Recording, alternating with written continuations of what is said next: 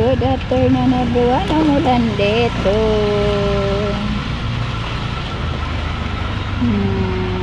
Kahit konti lang ang ulan pero mahirap pag mag-ulan. Ayun, umulan dito sa Cebu.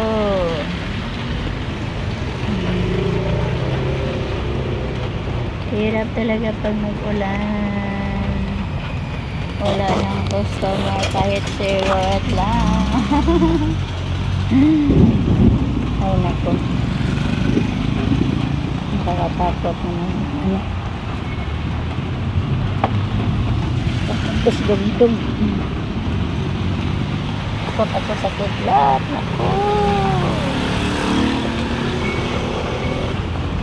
sinatiran ko lang ng plastic cellphone ko. Mahirap.